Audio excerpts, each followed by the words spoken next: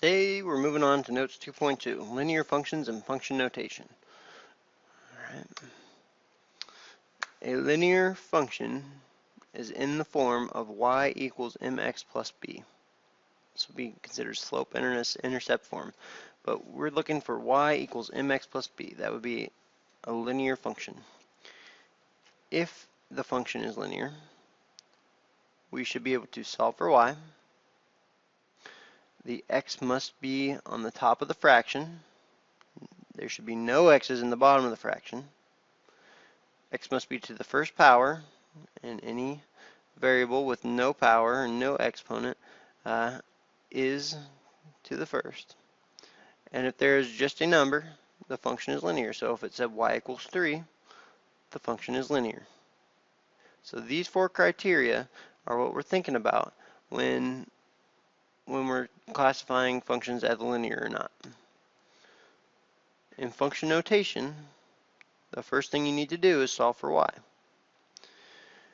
In function notation, y and f of x, this is how you read it, f of x, not f times x or anything like that. This is f of x, okay? They are replaceable, okay? They're interchangeable and they mean the same thing.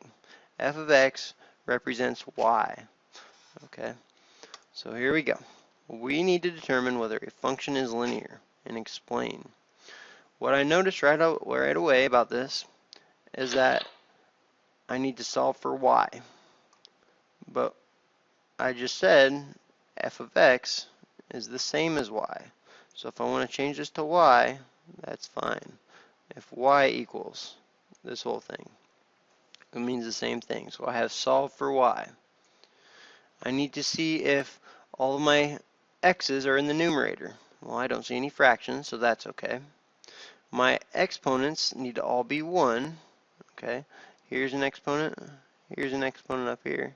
Okay, the problem right off the bat is that my exponents are not all 1.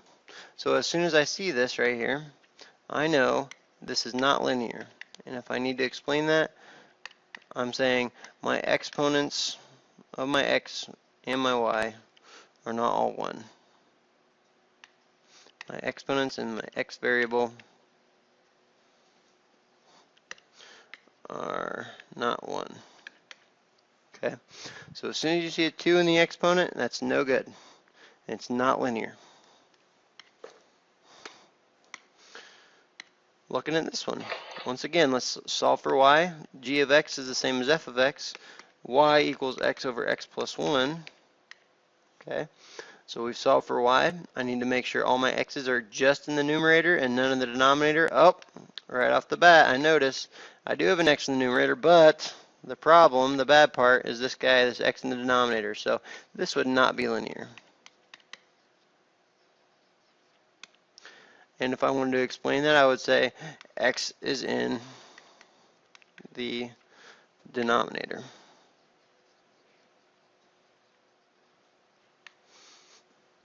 Okay, so that one's not a linear function. Let's take a look at this guy. I need to solve for y.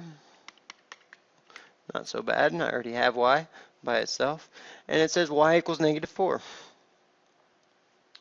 So I'm looking for x's in the numerator and none in the denominator. That's not a problem because we don't have fractions. I'm looking for x's with an exponent of 1. Well, there's no x's, so I don't need to worry about that. And if those two things are okay, I can say if it's just a number, it is a linear function. So yes, this would be, yes, this is linear.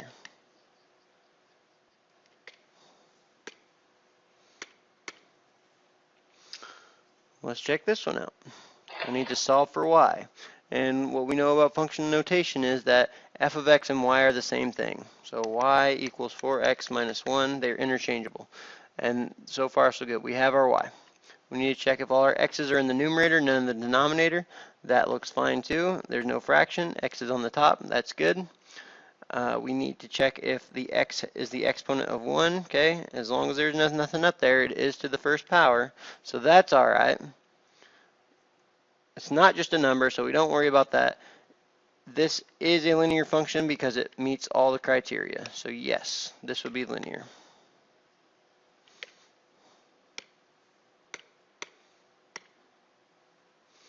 Let's check this one out now.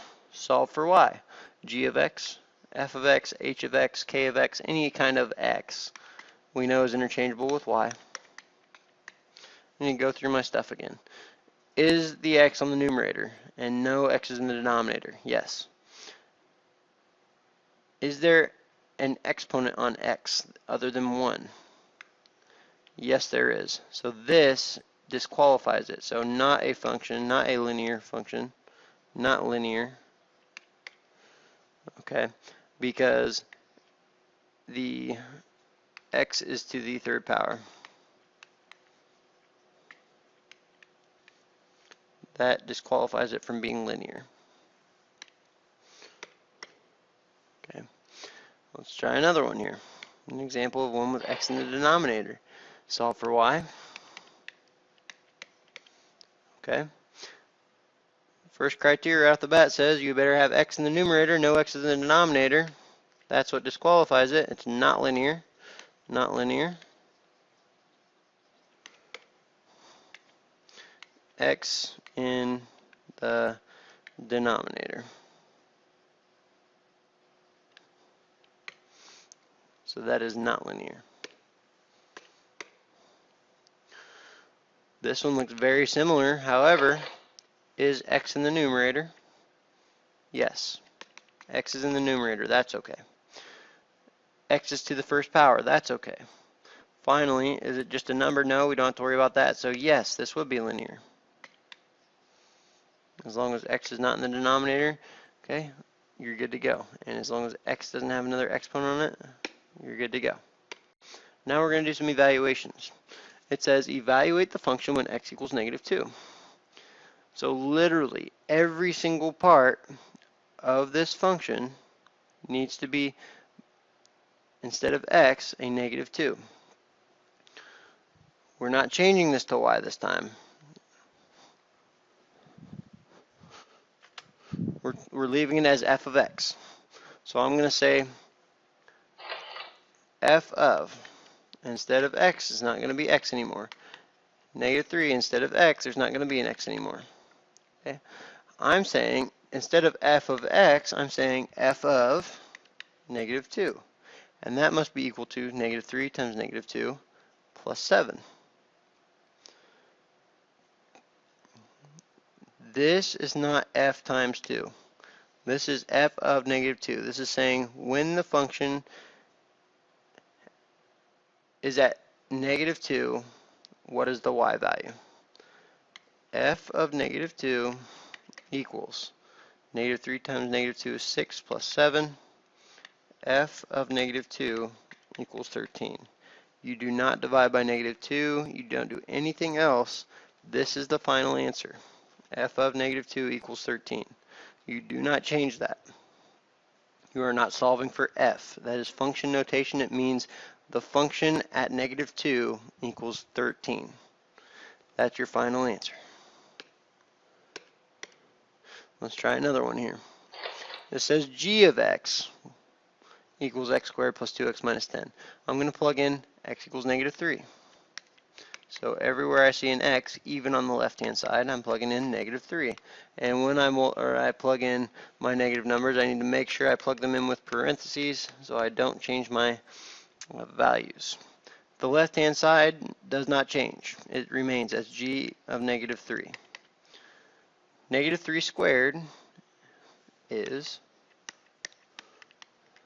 9 plus -6 minus 10. So g of -3 is actually equal to 9 minus 6 minus 10, -7. This is how I need the answer. G of -3 equals -7. That's literally saying the point -3, -7 is on the graph of this function. Okay.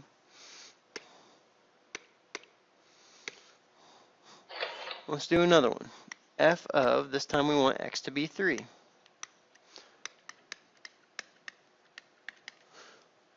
F of 3 equals 12 minus 1. F of 3 must equal 11. Do not divide by 3. Do not do anything else to that. That's saying when the function is at 3 on the x-axis, it's at 11 on the y-axis. The point 3, 11 is on our graph. Again, I'm going to plug in -3, and they get a little trickier as you go. Because when you start getting these negative exponents in here, we like to make mistakes. G of -3 equals -2 times -3 squared plus 5. Remember to substitute in your negative in parentheses. G of -3 equals -2. The order of operations says you have to do this part first. Everybody, please do not take -2 times -3 and then square it. This is -2 times 9 plus 5. And we continue on. -18 plus 5. And so G of -3 equals -13. This is my solution. This is saying the point -3, -13 will be on this function, or on this graph. Okay, and it is a function, but not all of them are. So be careful when you say that. Let's go again. Let's say P of x this time, when x is -1. P of -1 equals -1 squared plus 3 times -1 plus 8. And as you see, I plugged in my -1 with parentheses around it. P of -1 equals 1. -1 times -1 is 1 plus -3 plus 8. P of -1 must be 6. And like I said, that's saying the point -1, 6 will be on this graph. Okay, this is our introduction to function notation. Okay, and determining whether a function is linear or an equation is linear or not. Okay, so just to review, we need to determine whether it is linear by saying, okay, the x is in the numerator, not in the denominator. It's to the first power and nothing else. And if there is no x and it's just a number, it is a linear function.